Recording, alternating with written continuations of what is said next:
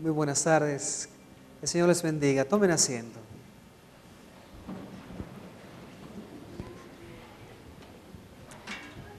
Bien, hoy vamos a tocar el tema el amor sexual.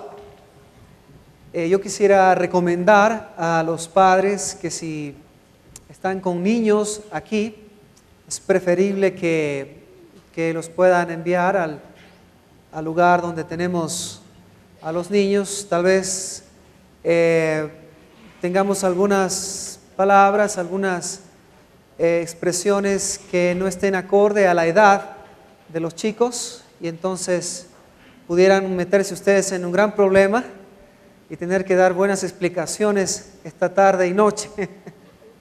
Decía yo como aquel viejo chiste del papá que con mucho nervio se acerca al hijo y le dice: hijo, hoy vamos a hablar sobre sexo. Y el niño mira al padre y le dice: bueno, papá, ¿qué quieres saber? Ahora los chicos están muy adelantados, ¿no? Entonces, esta prédica es PG-13. Censura 13 años, ¿no? Ok, bueno, los chicos que se quedan bajo la responsabilidad de sus padres.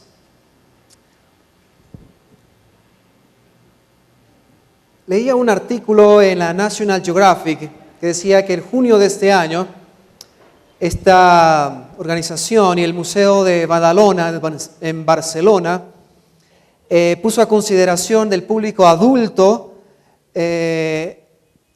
una colección de unas 80 piezas arqueológicas que reflejan las costumbres sexuales de los romanos.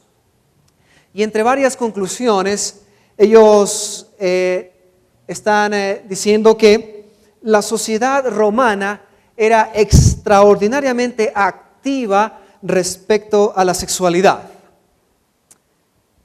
Era muy común para ellos, muy normal, la prostitución, el adulterio, la heterosexualidad y la homosexualidad. Era parte común, digamos que hasta natural de su vida cotidiana. Esto me recordaba que en una ocasión mi hija pequeña llega a casa y nos dice a su madre y a mí: papi, mami, hoy tuvimos una profesora prostituta. Su madre y yo casi nos caemos para atrás y dijimos: ¿Qué estás diciendo? Sí, hoy tuvimos una profesora prostituta. ¿Pero qué quieres decir, mi amor? Sí, dice, es que la profesora titular no pudo venir, entonces mandaron a la prostituta. Era la sustituta, ¿no? Muy inocente su expresión, muy natural. Y para los romanos era una cuestión así, ¿no? Muy de todos los días, muy natural, muy de ellos. Es conocido que un romano podía tener relaciones sexuales con su esposa el mismo día con un esclavo y luego con una prostituta como una cuestión completamente normal. Las pinturas y los objetos muestran precisamente esto, la desinhibición y el desenfreno, pero también muestra que los romanos tenían sus tabús y su doble moral. Estos datos cobran sentido cuando recordamos que Corinto, en tiempos de Pablo, ya no era una ciudad griega, sino una ciudad, una colonia del Imperio Romano. Corinto ya no está habitada por ninguno de sus antiguos habitantes, sino por colonos enviados por los romanos. Esto dice el historiador Pausianas. Y este historiador también dice que ya a partir del siglo II, habían más de 500,000 de habitantes ahí, todos atraídos por la riqueza del imperio. Y en esta realidad se vivía también todas las costumbres habidas y por haber del imperio. Y la sexualidad, pues, no era la excepción. El apóstol Pablo estableció allí una iglesia. La primera carta a los Corintios es escrita por Pablo como respuesta a varias preguntas que ellos le hicieron conforme iban surgiendo algunas situaciones o necesidades prácticas, de la manera como ellos debían vivir. El cristianismo les planteaba desafíos y en mucho el cristianismo contradecía sus prácticas y les resultaba chocante algunas de las enseñanzas de Pablo porque no se ajustaban a sus realidades. Y esa era la situación que estaban viviendo en ese instante, en ese entonces. El tema en cuestión, aquí en el capítulo 7, que corresponde al día de hoy, era la sexualidad. Entre otras instrucciones que Pablo da con respecto a la vida matrimonial. Sin embargo, quisiera enfocarme específicamente en este tema de la sexualidad. No tenemos tiempo para más. Al tema de lo que le hemos llamado hoy el amor sexual. Pregunto, ¿cómo Pablo refleja la sexualidad dentro de su contexto y a partir de qué motivación y exigencia? En 1 Corintios 7, el apóstol Pablo se manifiesta sobre la sexualidad. ¿Por qué? Porque fue provocado a esto. Él recibió algunas preguntas de parte de esta iglesia naciente ahí de los Corintios, porque estaba preocupada sobre algunas cuestiones que para ellos estaban siendo difíciles de manejar. Y al parecer los corintios le habían escrito a Pablo haciéndole algunas preguntas. Específicamente le decían, ¿es bueno? No pregunta, afirmación. Es bueno a los hombres y a las mujeres que dejen de tener relaciones sexuales. Eso lo encontramos en 1 Corintios 7. Ahí la NBI, la Nueva Versión Internacional, yo creo que pone los signos de puntuación que no traen otras versiones. Dice, paso ahora a los asuntos que me plantearon por escrito. ¿Qué le dicen ellos? Es mejor no tener relaciones sexuales. Eso era lo que ellos estaban diciendo. Es mejor no tener relaciones sexuales. En el criterio, recordemos esto, en el criterio de una mentalidad griega, el hecho de ser espiritual era más importante que el cuerpo. Y cuando ellos están experimentando muchos dones espirituales y muchas experiencias sublimes desde el punto de vista espiritual, ellos están llegando a una conclusión. Ellos están diciendo, ser espiritual es mejor. Recordemos el pensamiento platónico. Las ideas, el mundo de las ideas es mejor, es más elevado, es más espiritual. Y el cuerpo es la cárcel del espíritu. Ellos tienen una mentalidad griega. Y ellos están diciendo, nosotros ya somos muy espirituales. Habían experimentado muchos dones espirituales. Ellos decían, Jesús dijo que cuando estemos en el cielo, seremos como ángeles. Y los ángeles ni se casan, ni se dan en casamiento. Y nosotros, ¿por qué no podemos empezar a vivir desde ahora ya, como ángeles? Porque finalmente este cuerpo es una cáscara. Es algo malo. ¿No es cierto? El pensamiento griego estaba influenciando esta situación. Y los corintios estaban tratando de que Pablo les autorizara a prohibir las relaciones sexuales, apelando a su condición de célibe. Pablo era célibe. Si ustedes leen toda este capítulo, Pablo dice, yo soy célibe, ese es un don que Dios me ha dado. Y ellos dicen, tú eres célibe. Tú no tienes relaciones sexuales. Bueno, nosotros tampoco. ¿Sí? Y querían que Pablo les autorice esto. Pablo responde a esta inquietud de ellos. Y les dicen, no hermanos, no señores corintios, ustedes están equivocados. Ustedes definitivamente están equivocados. Y no solo eso.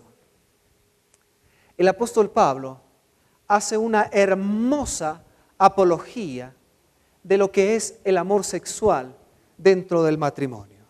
Leamos, versículo 2.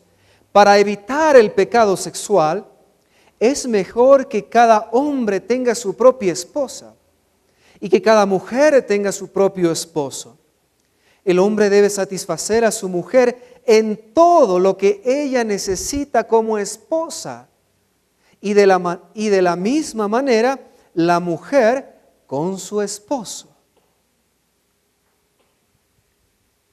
Quisiera señalar el hecho de que para Pablo el cuerpo sí tenía valor. Y eso es lo que Pablo empieza a decirles aquí. Para el apóstol Pablo, el cuerpo es el lugar donde experimentamos vida, muerte, salud y enfermedad, alegría, y donde también vivimos nuestra sexualidad. Somos cuerpo, les decía Pablo, en nuestra manera de estar y de ser en el mundo, en nuestra capacidad de comunicación. El cuerpo, les dice Pablo, no es despreciable y el cuerpo no debe ser menospreciado. En otra de sus cartas, Pablo les dice, aún el cuerpo va a ser transformado y resucitado. No debemos menospreciar el cuerpo. ¿Por qué? Porque el menosprecio del cuerpo puede conducir a dos extremos, tanto al libertinaje como a la ascética. ¿Qué es la ascética? Se le denomina a la doctrina filosófica y religiosa que busca purificar el espíritu por medio de la negación de los placeres materiales o abstinencia. Entonces, muchos griegos eran ascetas, decían, no, el cuerpo es malo, hay que castigarlo, hay que purificarlo, hay que darle palo, hay que sostenerlo, hay que prohibirle los placeres. El cuerpo no puede tener placer. Mucho de nuestra herencia católica romana tiene esta línea de pensamiento.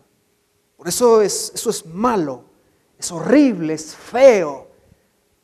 Pero también hay otro extremo al que nos puede llevar esta situación, al libertinaje.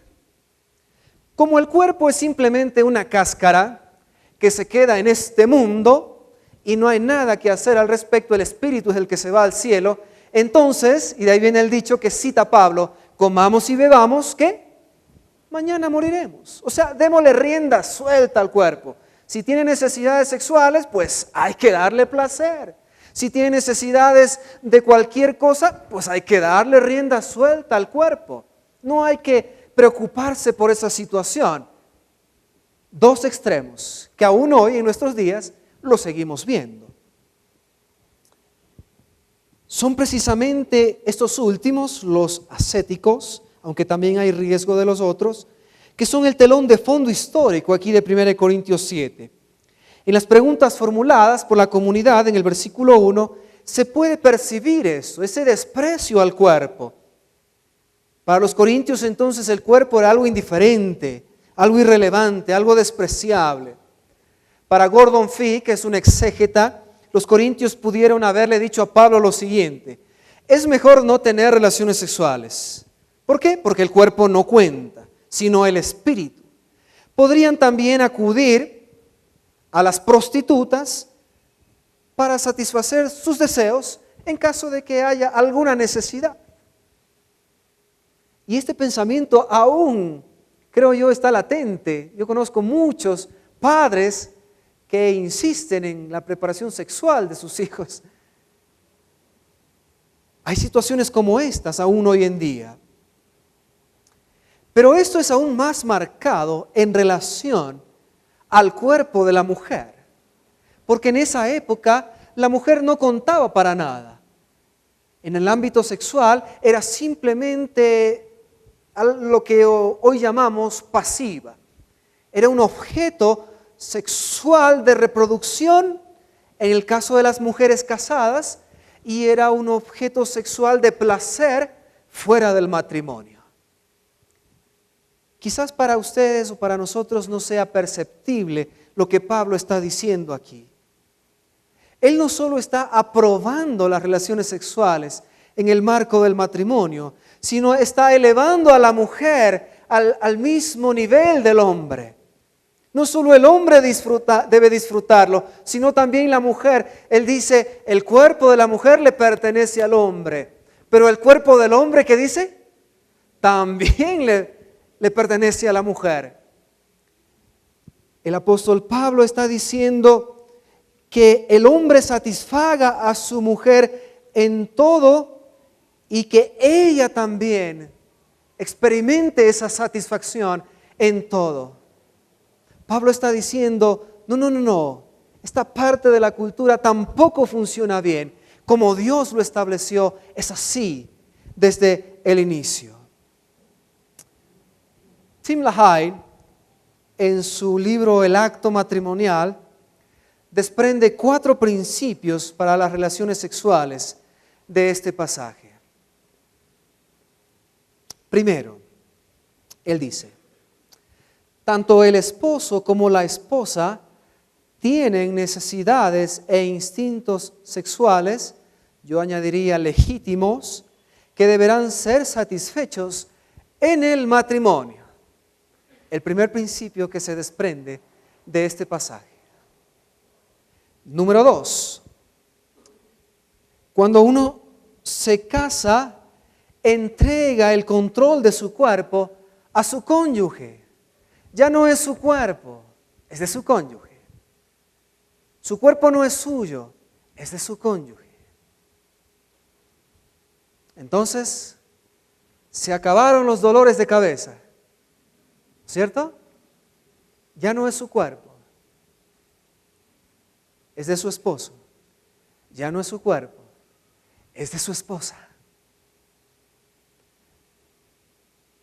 Tercero, se prohíbe a ambos rehusar la satisfacción de las necesidades sexuales de su pareja.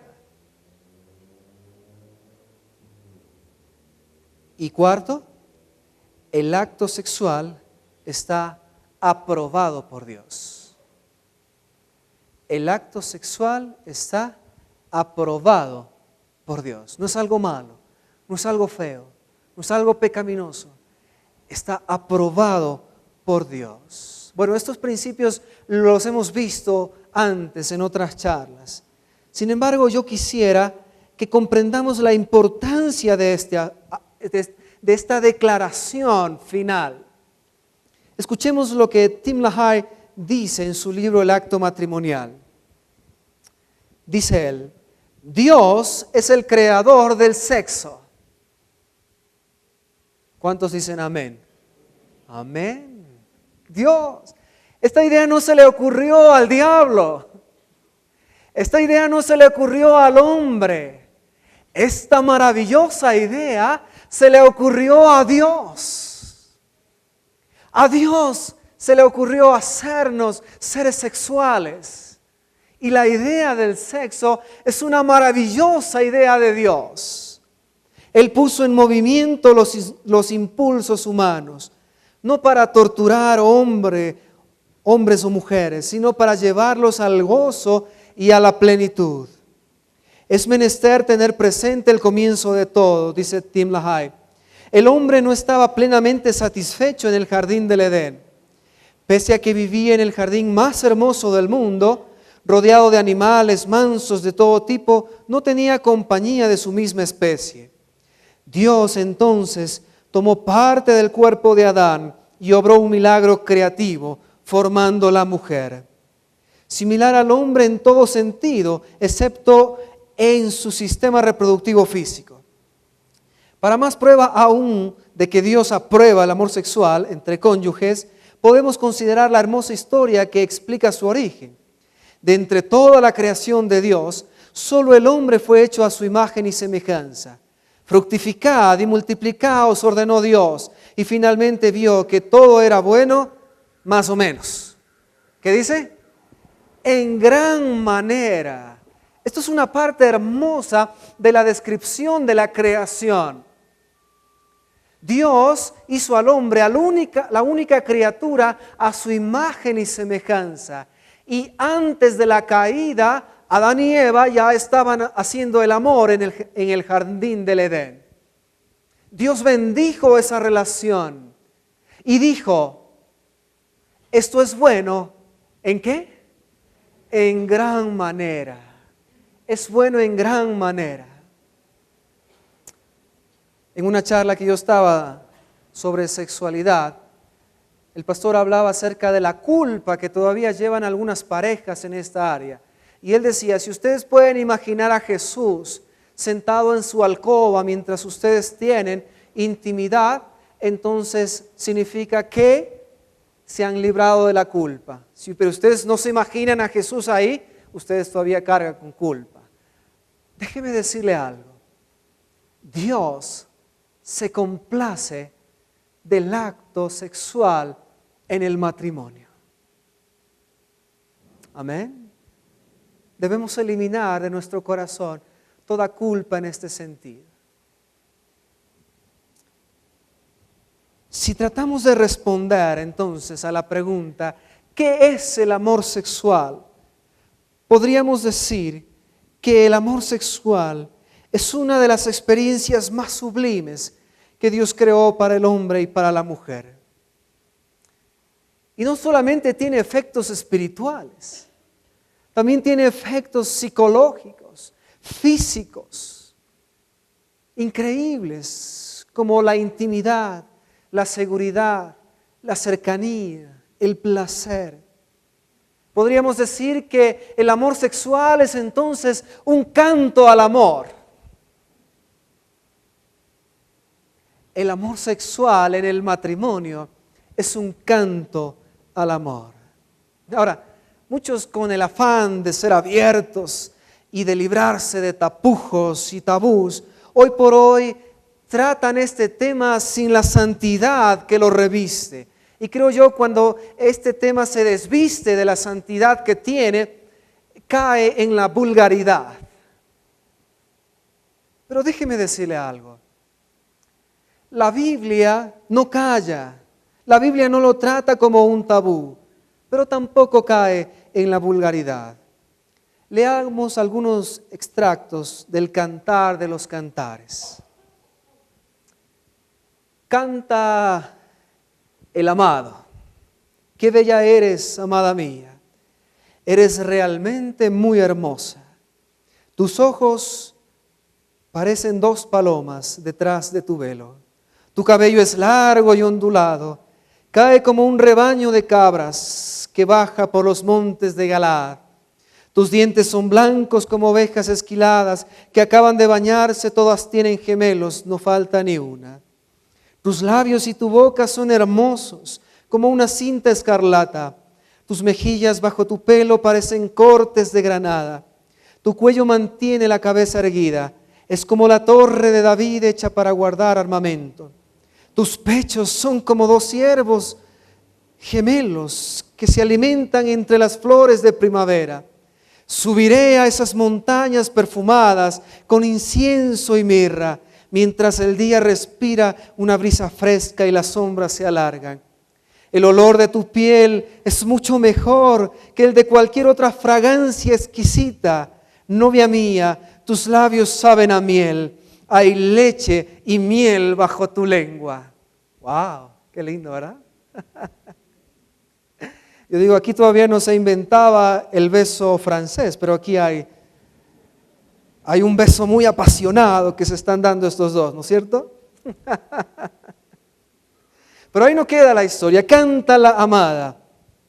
Mi amado es muy guapo y tiene una hermosa piel canela. Lo podría reconocer aunque estuviera entre 10,000 hombres. Su cabeza brilla como el oro puro, su cabello es ondulado y de color negro como el cuervo. Sus ojos son tranquilos, como dos palomas junto a un manantial. Son limpios, bañados en leche, le quedan como joyas. Sus mejillas son suaves y fragantes, sus labios como claveles perfumados. Sus brazos son fuertes y hermosos, como varas de oro adornadas con piedras preciosas. Su torno es como marfil liso, cubiertos con zafiro. Sus piernas son como columnas de mármol sobre bases de oro puro. Bueno, ella también tiene lo suyo, ¿no? Bueno, aquí hay expresiones claramente sexuales.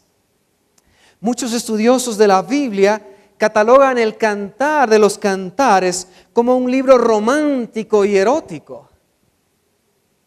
Es una bendición. Dios no desplaza ni ha desplazado el sexo.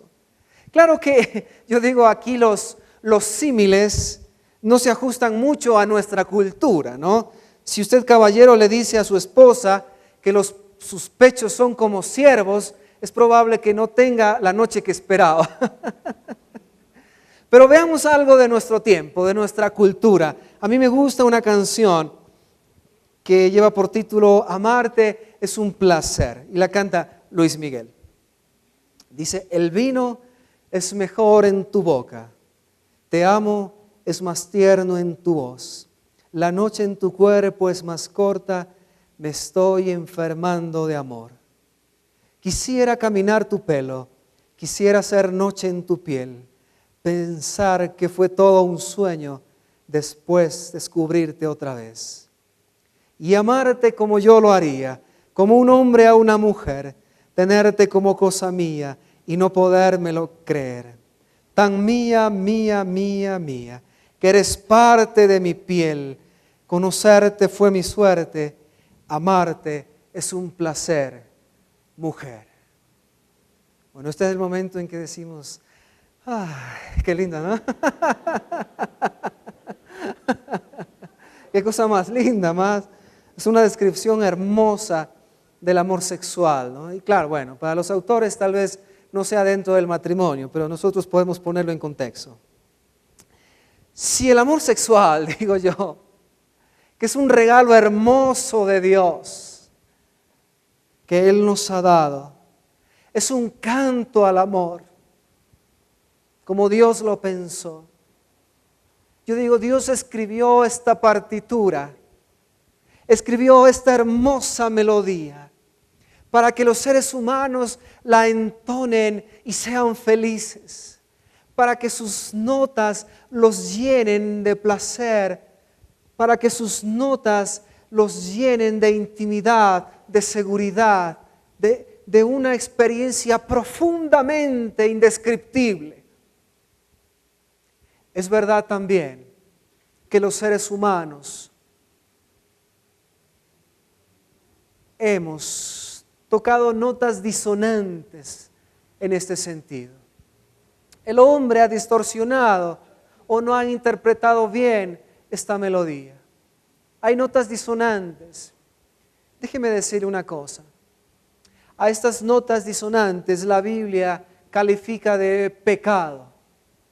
Pero pecado no desde el punto de vista religioso. Para muchos el pecado, desde el punto de vista religioso, es simplemente el que te vienen a aguar la fiesta. El que te vienen a destruir una situación hermosa que tenías por delante. Y entonces, cuando se habla de pecado, se habla de quitarle la alegría a la vida. Pero no es así. El concepto de pecado de la Biblia no es sino el de salirse del plan original de Dios. Así de sencillo. Dios planificó que esto sea hermoso, precioso para todos. Y cuando nos salimos de ese plan, entonces estamos pecando. Pero no, cuando pecamos, a Dios no le asusta el afectar su santidad, por ejemplo, como mucha gente dice. Y aunque es cierto eso, pero sobre todo entender que el pecado no es sino lo que causa dolor en nuestra vida. A Dios, cuando nosotros pecamos, no le afecta en su santidad ni un centímetro ni un milímetro. Dios no es menos santo si yo peco, ni más santo si yo peco. Dios se mantiene intacto en su santidad, pero el que sufre las consecuencias del pecado, ¿quién es? Nosotros. ¿Por qué? Al salirnos del plan original de Dios, nos hacemos daño. Hay dos notas disonantes con respecto a la sexualidad. Una de ellas son las relaciones sexuales antes del matrimonio.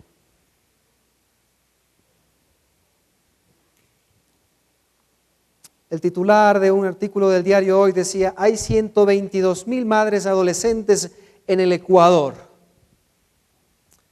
Portugal, que es la psicóloga que es entrevistada aquí, se pregunta, dice: ¿por qué aumentan los embarazos no deseados? Ella dice, se reparten condones libremente, ahora la píldora del día después, ¿no es cierto? Y se lo hace con libertad. Sin embargo, aumentan 2.3% cada año los embarazos.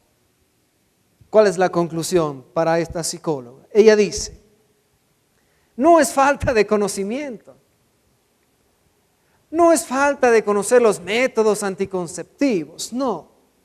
El verdadero problema, dice esta psicóloga, es más profundo.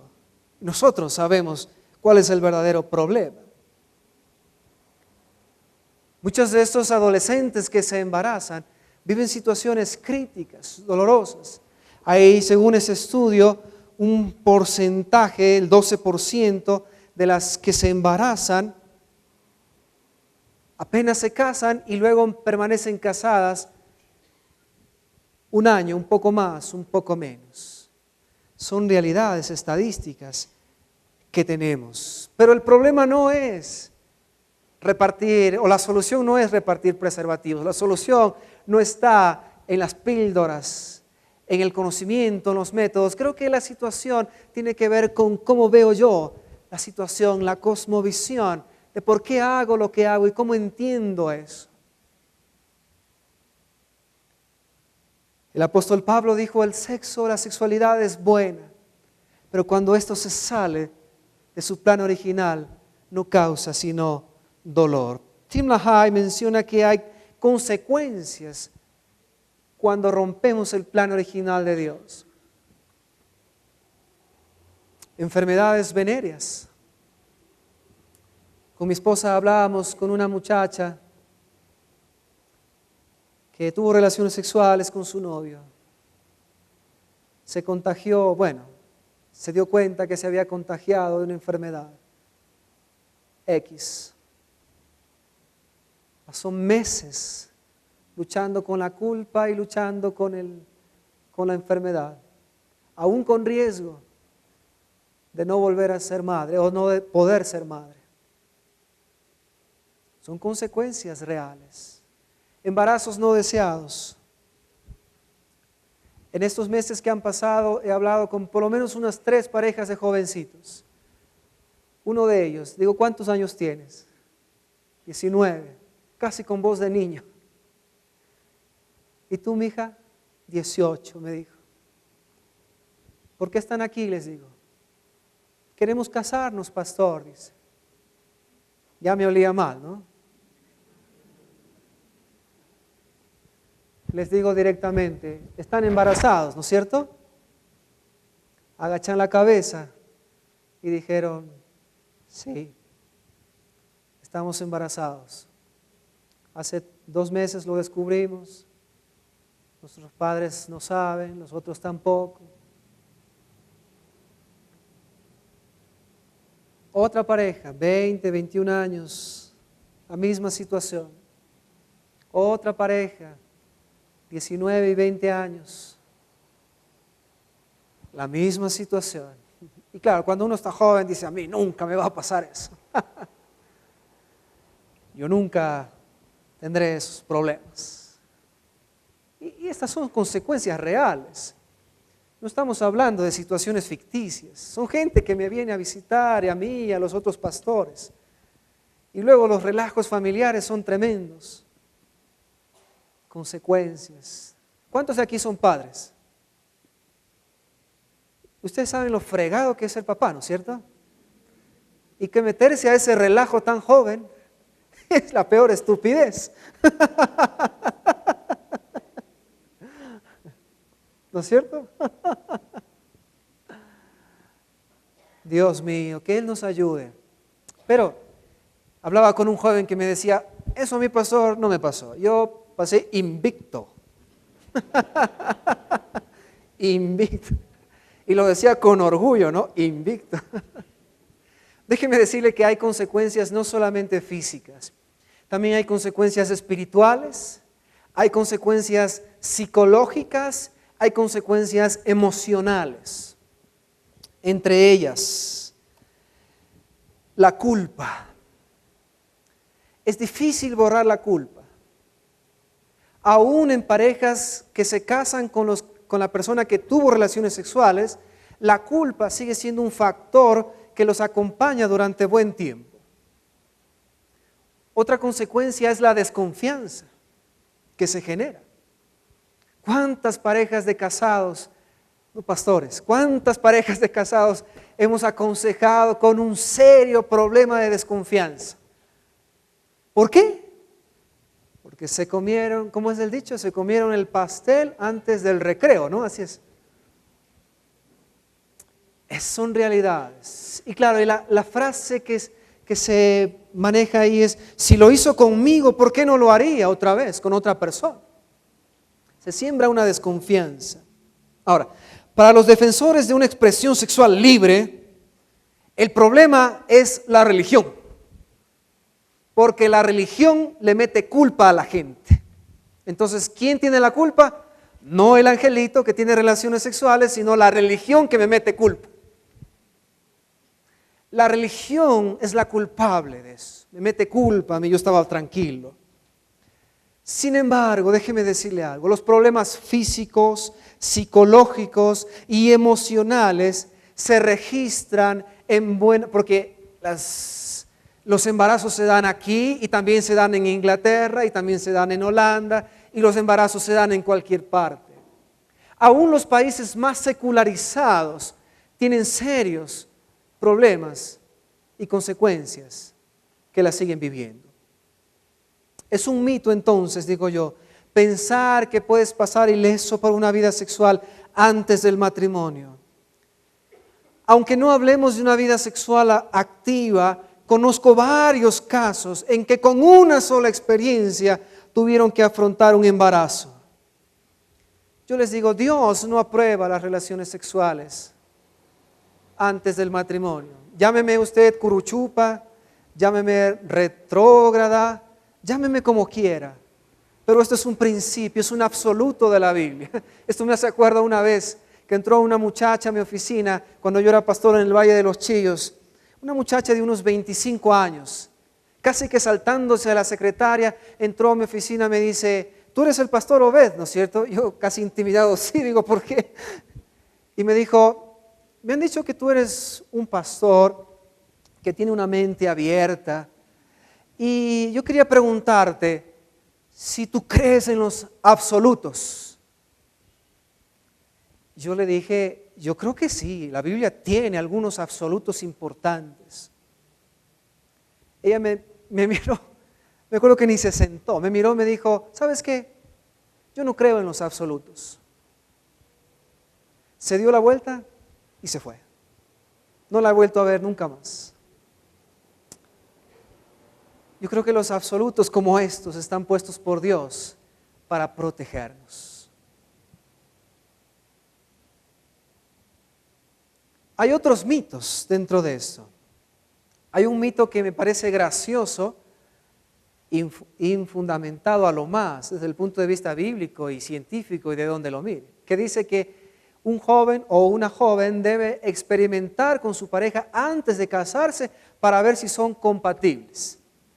Y en muchos casos no, con más de una pareja para que llegue con experiencia al matrimonio. Eso es por demás absurdo. La misma ciencia, no solo la Biblia, dice que la relación sexual es algo que se aprende en el matrimonio. Y muchos dicen que una buena relación en la vida sexual de una pareja es como el buen vino, es mejor con el paso de los años. Son realidades que nuestra sociedad ha distorsionado. Dios anhela que seamos felices, pero Él anhela que toquemos la melodía como Él la escribió, que no toquemos notas disonantes. Hay otra nota disonante, son las relaciones extramaritales. Esta es otra historia, aunque para Pablo es lo mismo. A él le llama porneia, es decir, relaciones ilícitas, antes o fuera del matrimonio. Hay un artículo publicado en Inglaterra en el 2012 que dice: cuando se trata de jugar fuera de casa, las mujeres tienden a acumular más amantes que los hombres, de acuerdo a los adúlteros que se confesaron. La investigación sobre el comportamiento de 4,000 adúlteros afirma que las mujeres son más promiscuas, con una media de 2.3 amantes secretos en comparación a los 1.8 amantes para los hombres. Bueno, usted dirá, eso es allá, ¿no? Aquí no es así. No lo sé, lamentablemente nuestro país tiene pocas estadísticas. Lo cierto es que vivimos realidades. Una cosa cierta que nosotros tenemos aquí, en nuestro retiro de hombres de valor, se pasa una encuesta, entrevista, y hemos tenido muchos, ¿no? Para que no se pongan a hacer cuentas, muchos retiros de hombres de valor. Y en buena parte de ellos se descubre que un buen porcentaje, tampoco les voy a dar porcentaje, ¿no es cierto? Voy a decir, mi marido fue al retiro y entonces coincide con las estadísticas del pastor y va a tener una bronca en la casa. Pero déjeme decirle algo, una buena parte de los hombres que van al retiro, un alto porcentaje, confiesa haber tenido relaciones extramaritales. La mayoría de ellos no son gente de fuera de la iglesia, sino de adentro. Y de ese porcentaje, muchos están aún en relaciones ilícitas cuando van al retiro. Son realidades que vivimos. Dios anhela que nosotros vivamos vidas santas. Pero la santidad no tiene que ver con santurronería. Tiene que ver con vivir los valores y disfrutar de la vida como Dios la pensó.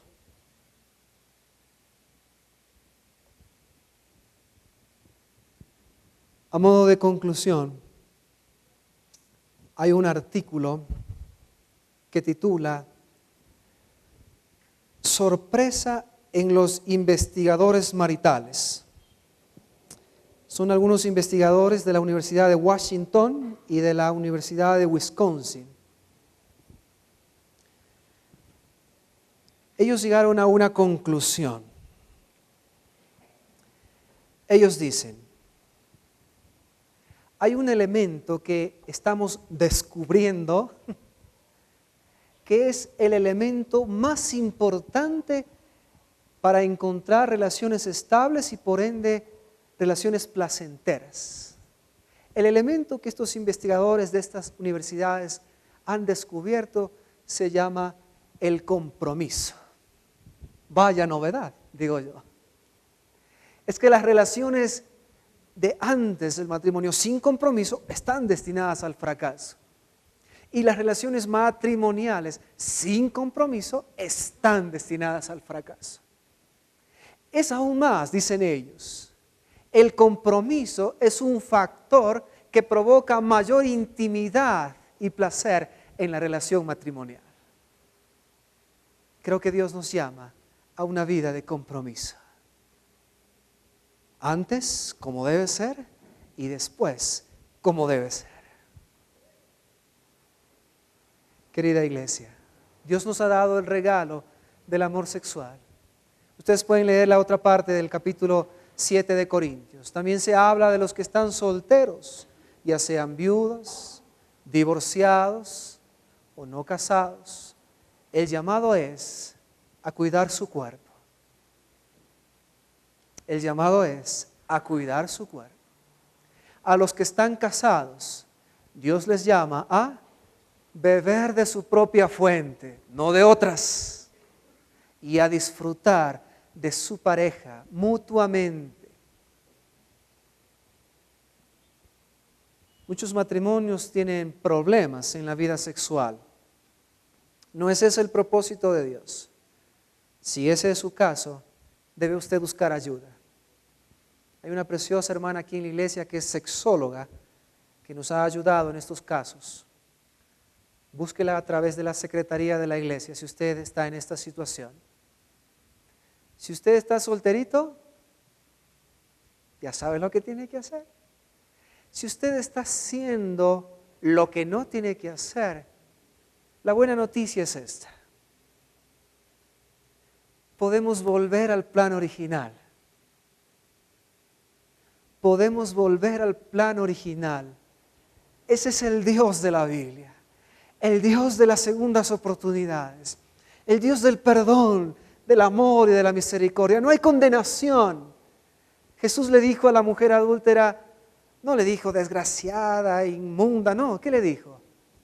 Le dijo, ni yo. El único que la podía condenar, dijo, ni yo te condeno. Tan solo vete y no vuelvas a pecar. Nosotros a veces condenamos siendo que no es nuestra posición. Jesús no condena. Él perdona. Si usted se acerca con humildad a sus pies para buscar su perdón. Incline su rostro, por favor. Si usted está en una situación fuera del plan de Dios, yo quisiera invitarle a que usted haga una oración hoy delante de Dios.